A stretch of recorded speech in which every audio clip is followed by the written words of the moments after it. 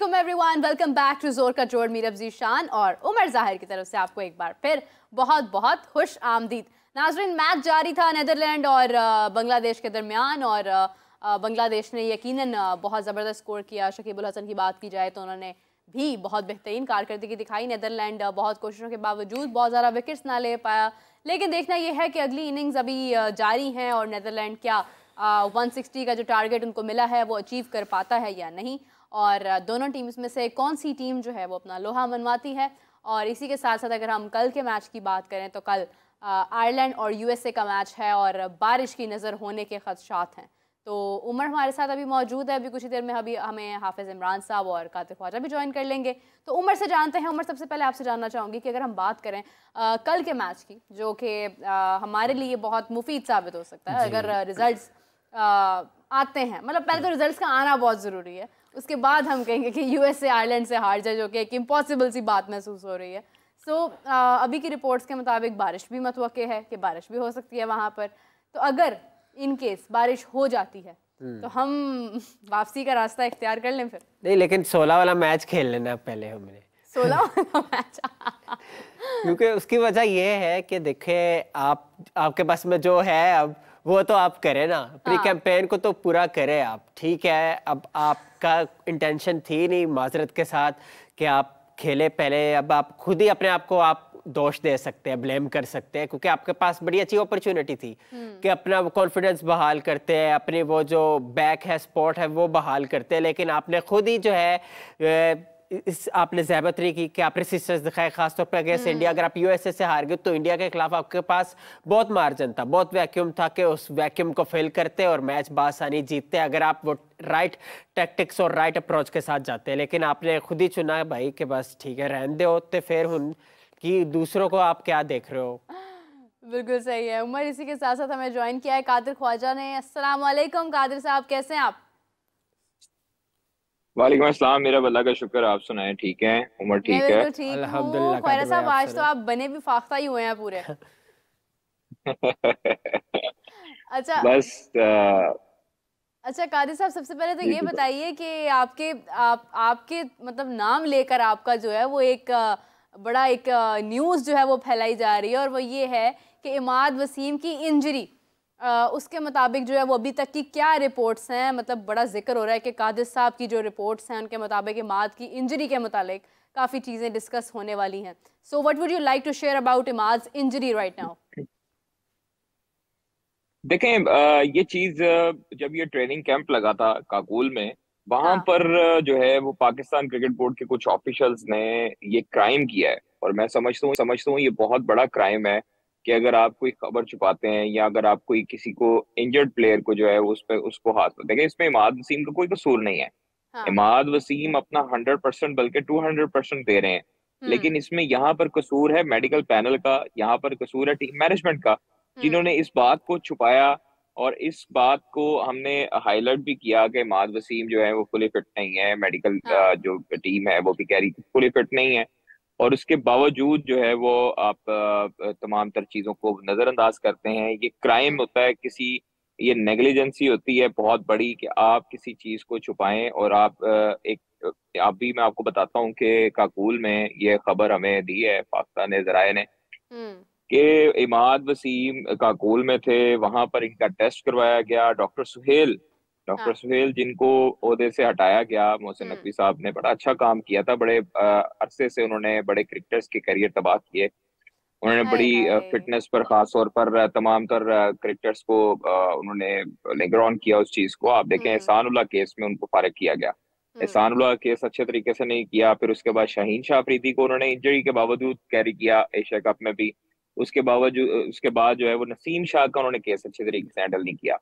Doctor Suhail Salim के खिलाफ तो ये कार्रवाई होनी चाहिए, उनके खिलाफ बाकायदा तौर पर उनके खिलाफ एफआईए में दरखास्त देनी चाहिए, उनके खिलाफ इंक्वायरी होनी चाहिए और बाकायदा उसकी इन्वेस्टिगेशन होनी चाहिए कि वो इस तरह की चीजों को, एक प्लेयर के कैरियर को किस तरह वो दांव पर लगा सकते हैं। वो एक बिल्कुल सही प्लेयर बात को है। अगर अगर वो अपनी जो है नाअहली बचाने के लिए वो दूसरे प्लेयर की फिटनेस और उसकी जिंदगी, उसका कैरियर कैसे तबाह कर सकते हैं। सही बात है। ये तो शुक्र है कि शाहीन को और नसीम को पाकिस्तान क्रिकेट बोर्ड ने कैरी किया। अलबत्ता जो एहसान उल्लाह केस हुआ उसमें आप उनको देख रहे हैं कि वो टेस्ट क्रिकेट नहीं खेल सकते। अब वो आप कभी टेस्ट क्रिकेट नहीं खेल सकते, वो सिर्फ सिर्फ T20 क्रिकेट तक महदूद हो जाएंगे। अब कुछ लेकिन dear Qadir, but don't you think that we are too late? अच्छा, हम बहुत देर से इस बारे में बात कर रहे हैं और हम करते आए हैं आवाज, लेकिन इस चीज पर इम्प्लीमेंट बहुत देर से हुआ है। देखें ये चीजें देखें, ये चलते आ रहे हैं और 3-4 चेयरमैन बदले, लेकिन डॉक्टर सुहेल सलीम नहीं बदल रहे थे। उनकी मोनोपली, उनकी सियासत, उनकी ब्यूरोक्रेसी जो पाकिस्तान क्रिकेट बोर्ड की है, जो ऊपर वाले लोग हैं वो उनको सेव करते रहे, जो उनको बचाते रहे। लेकिन मोहसिन नकवी साहब ने ये तमाम तर चीजें नजरअंदाज की और उनको हटाया ओहदे से। ये किसी में इतनी जुर्रत नहीं थी कि डॉक्टर सुहेल को हटा सकते, वो चेयरमैन से ज्यादा मजबूत थे वहां पर पाकिस्तान क्रिकेट टीम बोर्ड में। अच्छा, इमाद वसीम का ये हुआ कि इमाद वसीम जो थे वो हमें जो जराए बताते हैं कि एक गेमिंग एरिया में थे और वहां पर डॉक्टर सुहेल का उनको फोन आता है और वहां पर वो लाउड स्पीकर पे ऑन करते हैं डॉक्टर सुहेल का फोन। डॉक्टर सुहेल उनको कहते हैं कि आपकी जो नी है उसमें फ्रैक्चर नजर आया।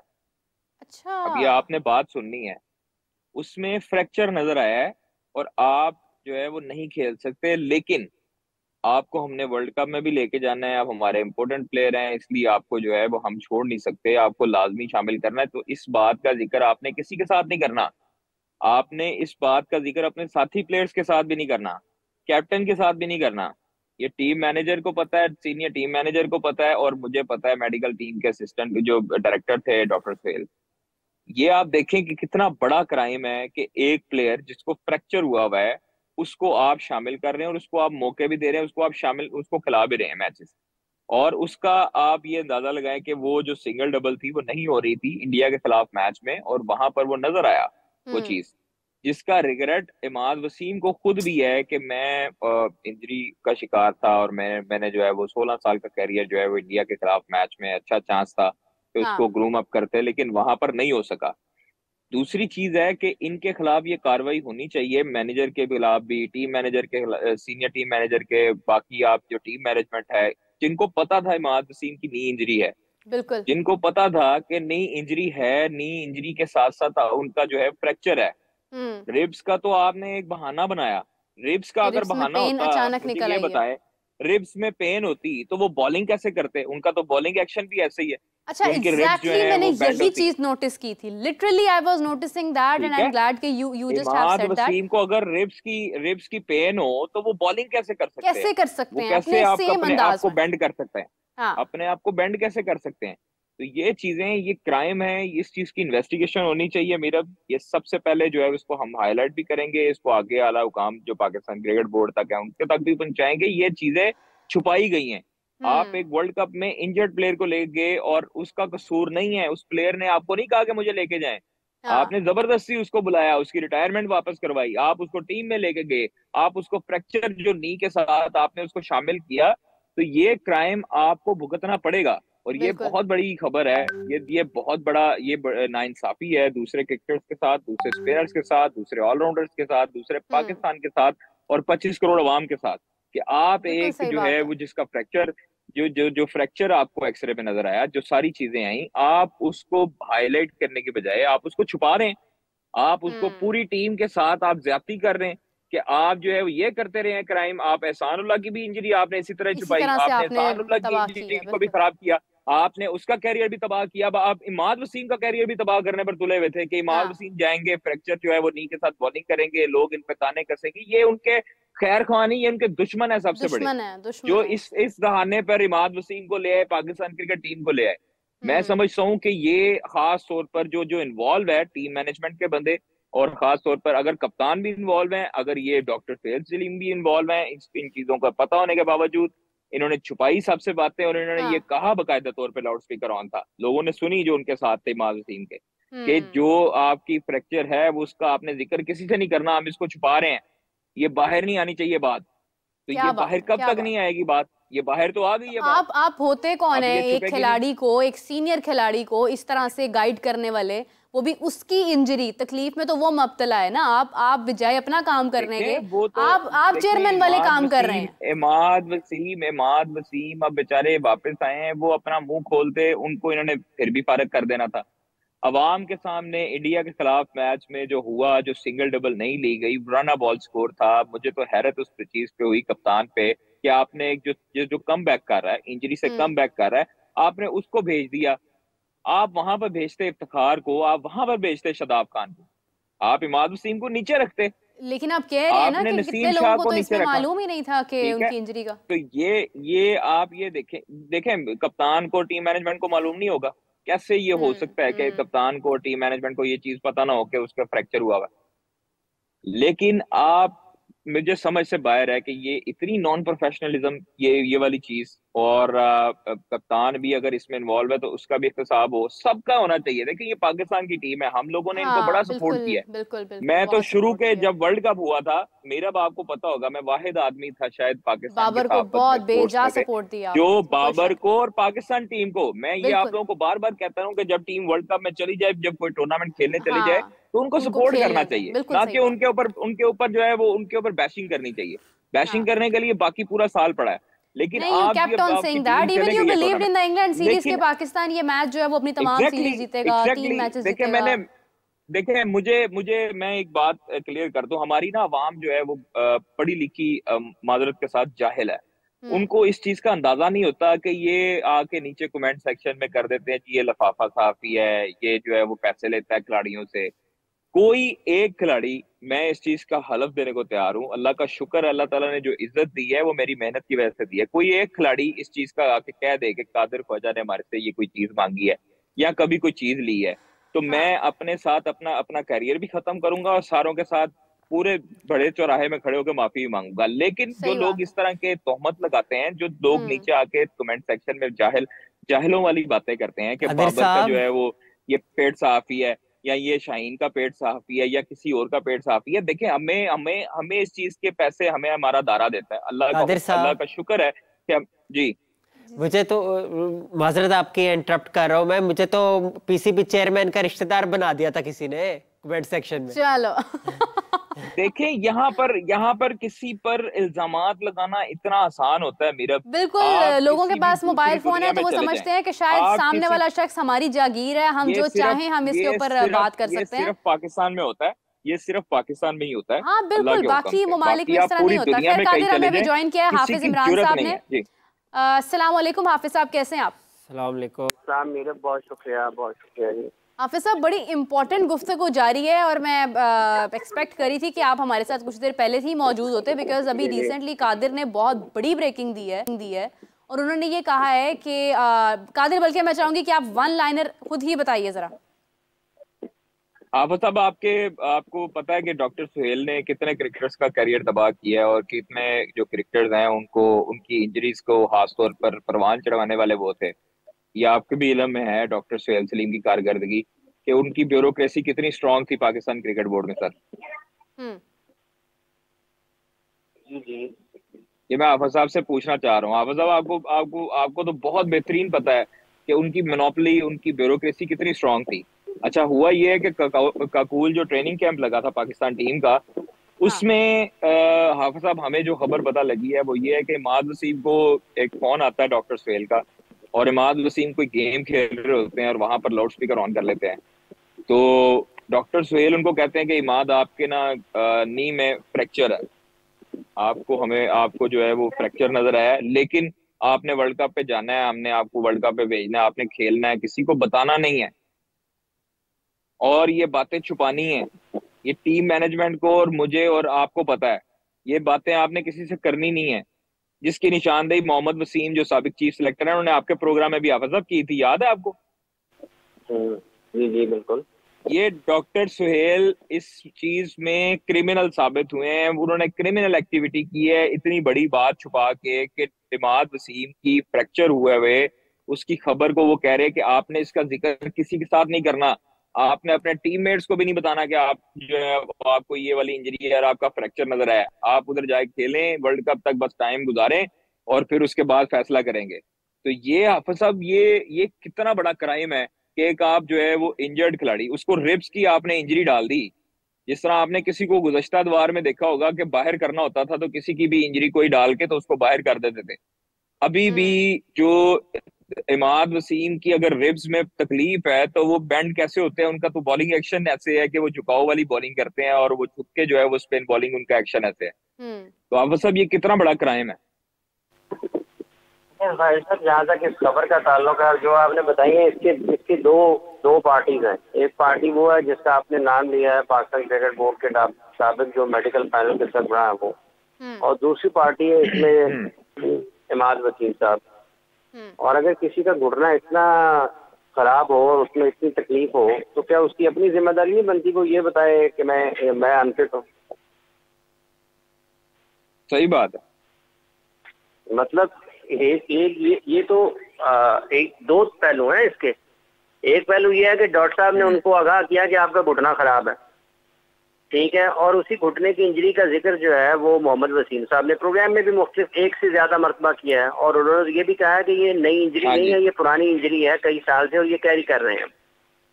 ठीक है जी। तो अब अगर उसको डॉक्टर सुहेल सलीम ने छुपाया है तो क्या इमाद वसीम ने नहीं छुपाया? लेकिन हाफिज साहब, उन्हें तो निकाले जाने का भी खौफ होगा ना। किसका? वो तो कह रहे हैं कि आप भी किसी के साथ शेयर मत कीजिएगा। आप ठीक कह रही हैं, आप ठीक कह रही हैं, कादर साहब ने भी ठीक कहा है।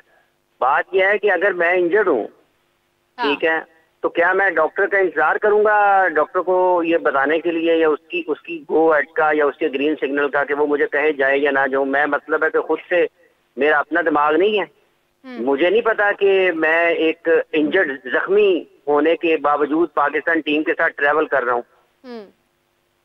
उसकी भी जिम्मेदारी है ना, उसकी नहीं है? आपकी दुरुस्त है, मगर उसकी भी अपनी जिम्मेदारी है। अगर वो ये कहता, अगर डॉक्टर साहब ने उनको कहा कि तुम इंजर्ड हो, तुमने किसी को नहीं बताना, तो क्या ये डॉक्टर से पहले तो इमाद को पता था? डॉक्टर साहब को तो एक्सरे ने बताया है, एक्सरे डॉक्टर तक पहुंचा तो डॉक्टर ने ये बताया कि इसको तकलीफ है, तो जिसको तकलीफ थी उसको तो पहले पता था कि मेरे घुटने में तकलीफ है। Exactly. डॉक्टर के पता करने से पहले उसको कहना चाहिए था कि मेरा घुटना खराब है, मैं नहीं जा सकता। नहीं, डॉक्टर की भी तो जिम्मेदारी है ना कि वो एटलीस्ट इन्फॉर्म करें कि वो खेलने की पोजीशन में नहीं है।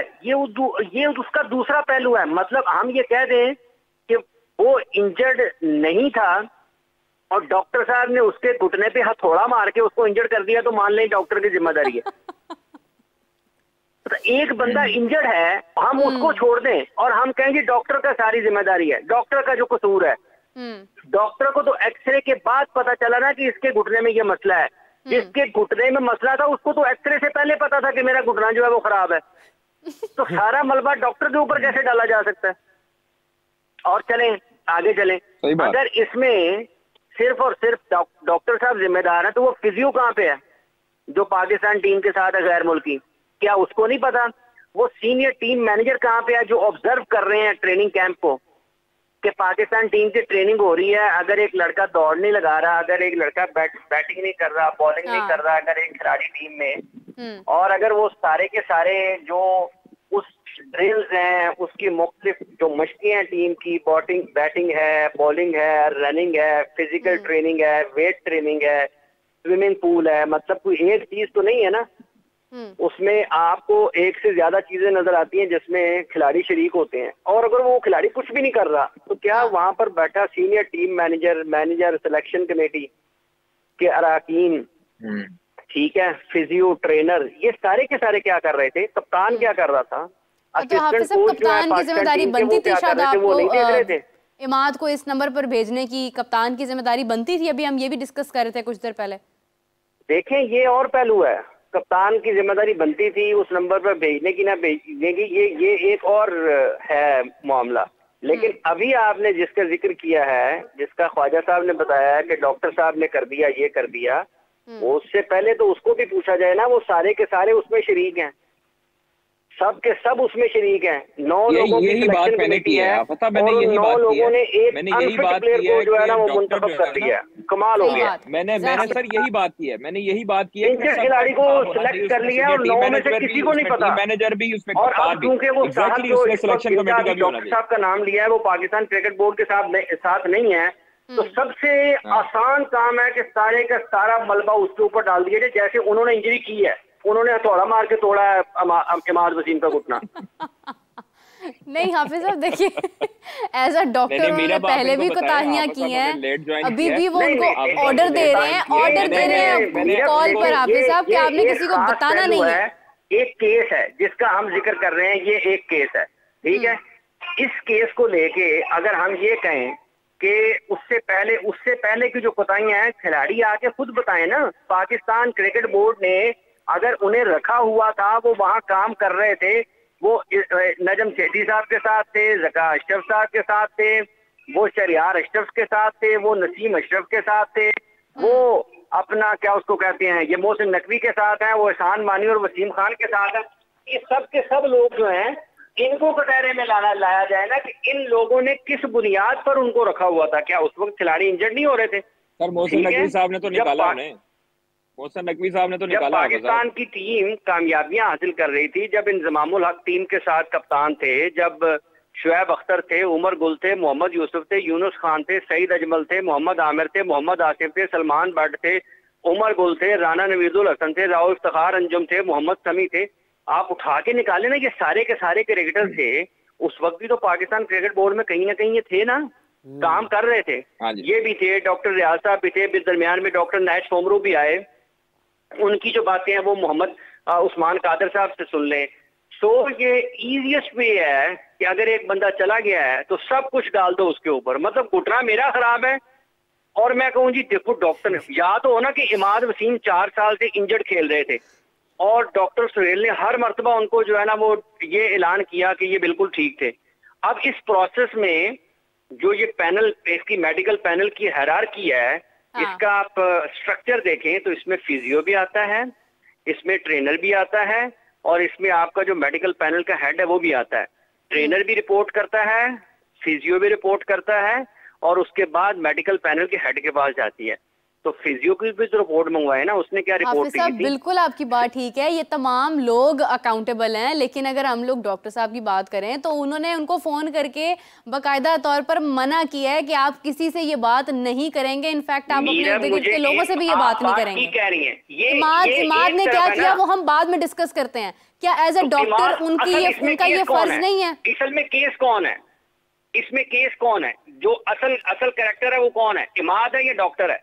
नहीं, तो केस को रजिस्टर करने वाला, केस बनाने वाला तो डॉक्टर ही है ना, दोनों लिंक्ड हैं। समझे? इंजर्ड नहीं, लिंक नहीं, इंजर्ड कौन है? इंजर्ड इमाद है और उसको चेक करने वाले डॉक्टर है। इंजरी जो इंजर्ड हो पहले उसको पता चलता है या वो हाफिज साहब बगैर एक्सरे के कैसे पता चलेगा इमाद को कि उसका घुटना टूटा हुआ है या फ्रैक्चर्ड है? अब ठीक है, अब आप उसका घुटना टूटा हुआ है बगैर एक्सरे के, उसको नहीं पता चलेगा। हाँ। अल्लाह ना करे किसी का घुटना टूटे, ठीक है, तकलीफ होती है ना, एक्सरे इसीलिए करवाते हैं ना कि कहीं कोई ज्यादा गहरा मसला तो नहीं है। भाई ये आपको पता है कितना बड़ा जॉइंट है घुटना? बिल्कुल। और एक एथलीट के लिए मतलब जितना उसका दिमाग अहम है ना, उससे ज्यादा उसका घुटना अहम है। ऐसे ही है, ठीक है। वो चलने में, फिरने में, भागने में, दौड़ने में, बैटिंग में, बॉलिंग में, उसको सबसे पहले पता लगेगा मेरा घुटना खराब है कि मुझे तकलीफ है यहाँ पे, इसीलिए उन्होंने एक्सरे करवाया, चेकअप करवाया। एक्सरे आने के बाद उन्होंने बता दिया कि आपका घुटना फ्रैक्चर है। इसमें असल केस इसमें क्रिकेटर है, एथलीट है। अगर उसका घुटना खराब था तो क्या उसको खुद ये जाना चाहिए था?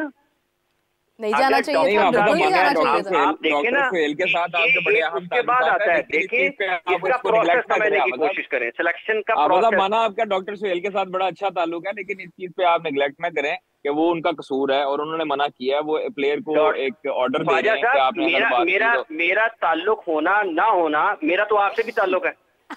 नहीं हाफिज साहब देखें, बात ये है नहीं बात ये है कि डॉक्टर साहब का बनता ही नहीं है कि वो उन्हें फोन करके ये कहें कि आप मत बताइएगा किसी को, हमने आपको वर्ल्ड कप पे भेजना है। उनका काम है वो उनको रिपोर्ट करें। उसके बाद इमाद वसीम का आगे काम बनता है कि वो देखे कि मैं जाने की कंडीशन में हूँ या नहीं हूँ। एक डॉक्टर का क्या राइट है कि वो उनको ये बता रहे हैं कि आपका वहां, आपको मत बताइएगा किसी को, आपने ये बात अभी छुपाई है, अभी हम इसको रिवील नहीं करेंगे, आप वर्ल्ड कप में चले जाएं, उसके बाद हम देखते हैं। इसका मतलब कि फ्रैक्चर मामूली नौयत का था, और अगर फ्रैक्चर मामूली नौयत का था तो फिर परफॉर्मेंस क्यों नजर नहीं आई? अगर कोई सादगी में रहना चाहता है, भोला बनना चाहता है, मासूम बनना चाहता है, तो उसके ऊपर कोई पाबंदी नहीं है, वो किसी भी वक्त बन सकता है। इमाद वसीम यकायक जमीन से निकले नहीं, आसमान से गिरे नहीं कि उससे पहले उनको कोई जानता ना हो। ये मोहम्मद वसीम साहब ने यहाँ पर बैठकर कहा है कि वो 5 साल से इंजरी कैरी कर रहे हैं। क्या शानदार पाकिस्तान में लोग बातें करते हैं और क्या शानदार काम करते हैं कि former chief selector on air कह रहा है समा टेलीविजन पर, वो ये फरमा रहे हैं कि 5 साल से इंजरी कैरी कर रहे हैं ये, ठीक है, और किसी को नहीं पता। मतलब ऐसी छुपाने वाली बात है, मतलब चांद निकल आया है। देखिए ना, ये this is the valid point नहीं आ रहा कि इतना मतलब एक शख्स जो है वो इतने अरसे से इंजरी का शिकार है। चले पहले तो वो हम कह सकते हैं उन्होंने PSL में भी खेला, उन्होंने यहाँ पर भी खेला, तो वो इंजरी के साथ चल रहे हैं, अब उनसे परफॉर्म भी नहीं हो रहा। मतलब मुझे ना अभी तक इस बहस की समझ नहीं आ रही कि इससे क्या निकालना चाहते हैं। मैं ये कह रहा हूँ कि एक खिलाड़ी अगर खुद इंजर्ड है, क्या उसको सबसे पहले ये बताना चाहिए कि मैं इंजर्ड हूँ और मुझे पाकिस्तान टीम के लिए कॉल किया जा रहा है, मेरी अवेलेबिलिटी जो है वो नहीं है क्योंकि मेरा घुटना खराब नहीं है सर। हाफिज साहब, दोनों कसूरवार हैं। मेडिकल पैनल का कसूर है।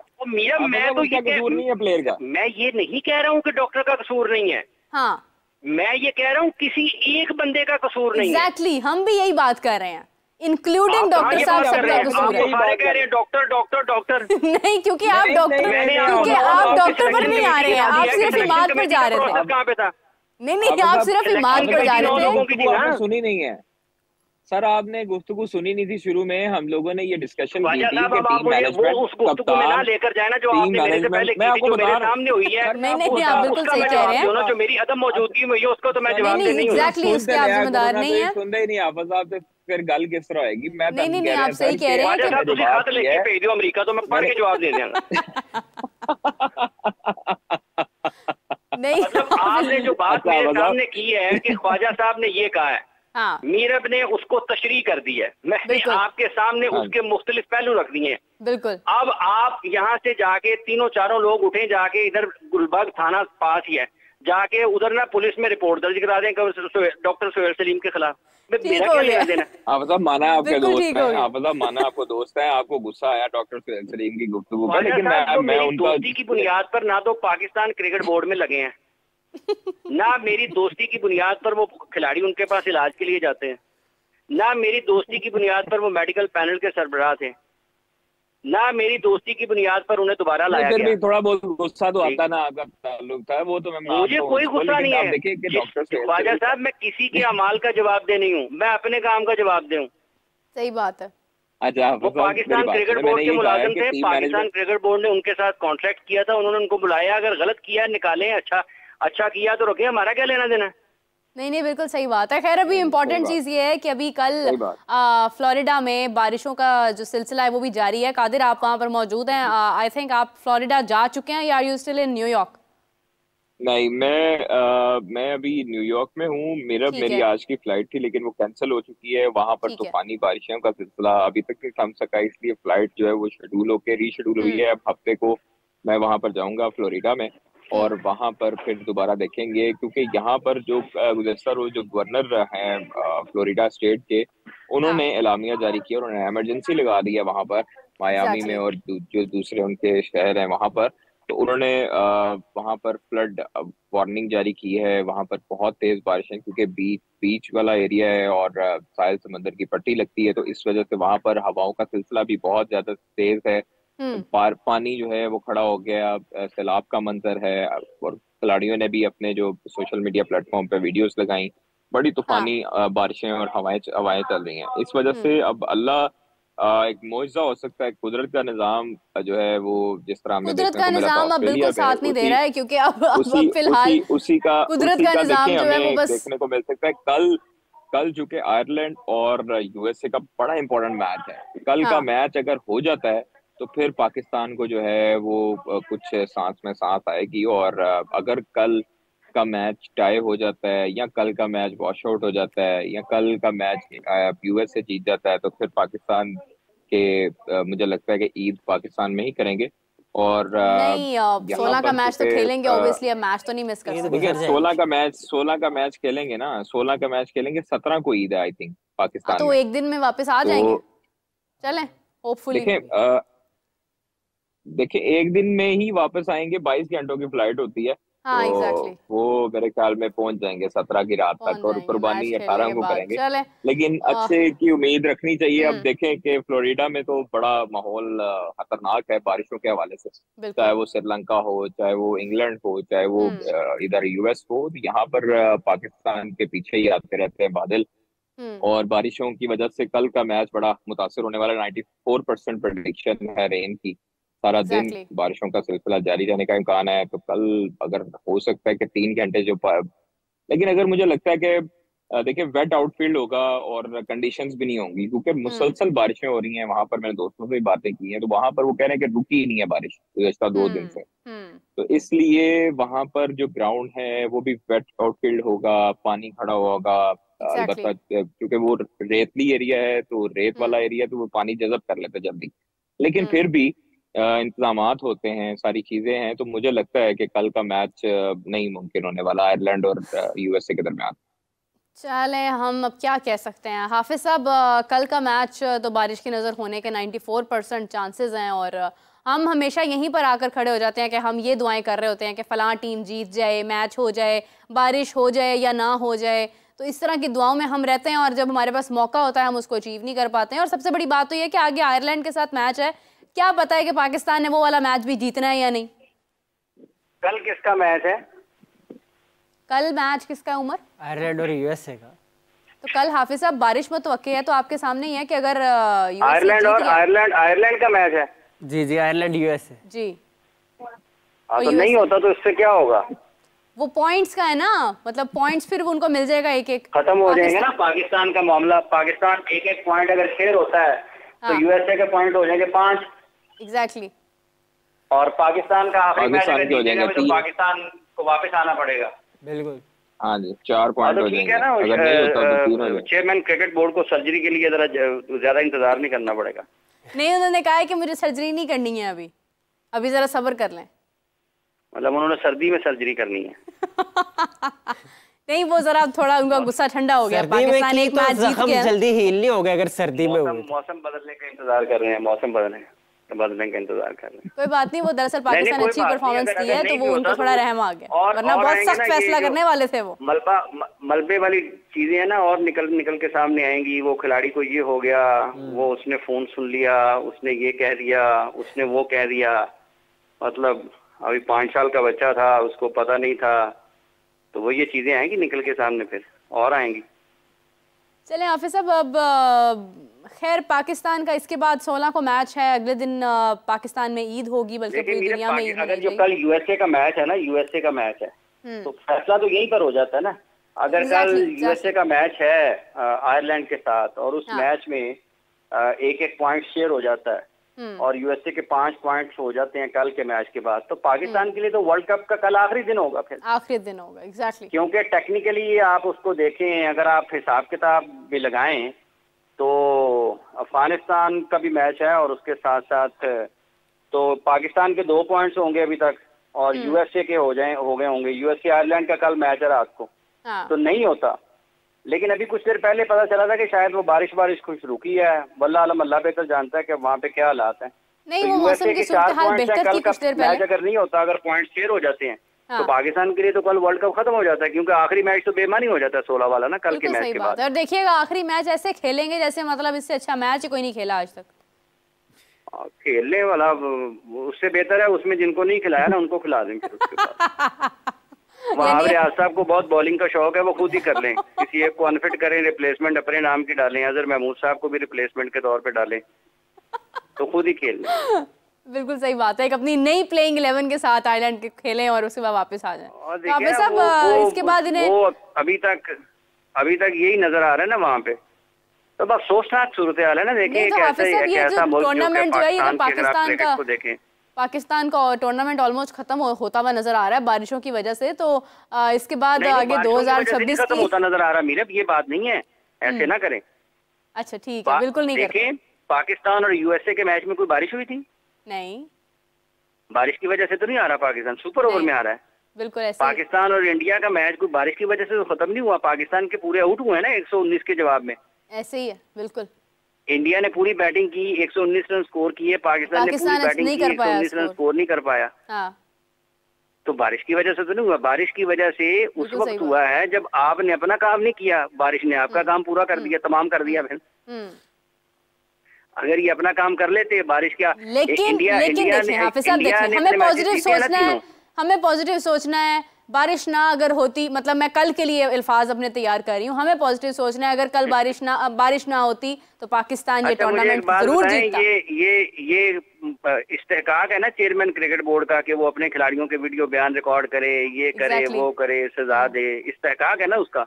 हाँ जी। तो विड्रॉ क्यों है चेयरमैन अपने इस्तेहकाक से कि सर्जरी लेट करनी है? नहीं तो वो पाकिस्तान ने मैच जीता भी तो है ना हाफिज साहब। देखें, इतना रिजिड नहीं होना चाहिए इंसान को, सिचुएशन के हिसाब से फैसले करने चाहिए। इंसान को कुछ फैसले सख्त करने पड़ते हैं ताकि टीम को ख्याल आए, और इंसान को इतना जो है ना बेवकूफ भी नहीं होना चाहिए कि उसको समझ ही ना आए कि वो क्या रहा है। सख्त अल्फाज है हाफिज साहब। हाँ तो रिजिड को नरम अल्फाज। अच्छा मुझे ये बताएं कि पाकिस्तान अभी टूर्नामेंट अगर कल बारिश हो रहती है तो हमारे लिए तो मतलब वर्ल्ड कप का सिलसिला तो फिर खत्म है, उसके बाद तो वापसी है। तो अनफॉर्चुनेट है जैसे आप बात कर रही हैं 2026 के लिए फिर हमें क्या क्वालिफाई करना पड़ेगा, उसके लिए हम कैसे करेंगे? देखिए बात ये है, सबसे पहले तो आपको इस टीम को ठीक करने की जरूरत है। पाकिस्तान अगर वर्ल्ड कप कल खत्म हो जाता है पाकिस्तान का, बारिश की वजह से मैच नहीं हो पाता और Pakistan cricket team world cup से बाहर हो जाती है तो एक बहुत बड़ा धचका है। देखिए 2023 के वर्ल्ड कप में भी पाकिस्तान की टीम पहले ही मरहले से बाहर हो गई थी, ठीक है। एशिया कप में पाकिस्तान की टीम फाइनल नहीं खेल पाई थी 2023 में, और अब 2014 और उसके बाद भी जो परफॉर्मेंसेज हैं पाकिस्तान की 2023 के एशिया कप से लेकर इस वर्ल्ड कप तक, वो कोई इतनी हौसला अफजा नहीं है, इत्मीनान बख्श नहीं है। सो ये इन तमाम चीजों को बैठकर देखने की बड़ी तहम्मुल मिजाजी के साथ, बड़ी एक कंस्ट्रक्टिव सोच के साथ, आप तामीरी सोच के साथ इसको आगे बढ़ाने की जरूरत है। इसको इस तरह से छोड़ा नहीं जा सकता कि आप कल भी हार गए, आप गुजरे कल में भी हार गए, आज भी हार गए और आप अगले वाले दिन भी हार जाएंगे। इनको फिक्स करने की जरूरत है कि कहाँ कहाँ आपके निज़ाम में खराबियां मौजूद हैं, कहाँ कहाँ आपके सिलेक्शन में खराबियां मौजूद हैं। ये बड़ा आसान है यहाँ पर बैठ के कह देना कि वो उसकी वजह से अनफिट हो गया, वो उसकी वजह से अनफिट हो गया, वो उसकी वजह से खेल नहीं पाया, वो उसकी वजह से परफॉर्म नहीं कर पाया। ठीक है, सारी वजूहात होती हैं आपकी, हर जगह पे मुख्तलिफ तरीके से चीजों को देखा जाता है, लेकिन अगर ये पाकिस्तान के साथ ही ये मसाइल नजर आ रहे हैं ना, ये इंग्लैंड के साथ क्यों नहीं है? बिल्कुल सही बात है। बाकी टीमें तमाम अपने खेल खेल रही हैं और मैचेस विन कर रही हैं, टीमें हार रही हैं, मुकाबले कर रही हैं। न्यूजीलैंड भी हारा है ना 2 मैच। बिल्कुल सही बात है, लेकिन न्यूजीलैंड के बारे में आपको वो बातें सुनने को नहीं मिलेंगी। हाँ एग्जैक्टली, गुफ्तगू फर्क है। खैर हाफिज साहब, हमें अभी ये प्रोग्राम को रैप अप करना है। हम कल इसके मुतालिक मजीद गुफ्तगू करेंगे क्योंकि अभी है बांग्लादेश और नीदरलैंड का, तो वो तमाम मैचेस भी, वो मैच भी आज का हो जाएगा, ख़त्म हो जाएगा, तो हम उसके मुतालिक बात कर सकेंगे। सो हाफिज साहब का बहुत शुक्रिया, कादिर का बहुत शुक्रिया, उन्होंने हमें ज्वाइन किया, and Umar thank you so much for joining us. So everyone, आपसे मुलाकात होती है अभी कुछ ही देर बाद 11 PM और हम डिस्कस करेंगे जो अभी मैच जा रहा है बांग्लादेश और नीदरलैंड, क्या रिजल्ट्स आते हैं, कौन सी टीम अपना लोहा मनवाती है। बहुत इंपॉर्टेंट डिस्कशन है। So we will catch you back after a while. तब तक के लिए अल्लाह हाफिज।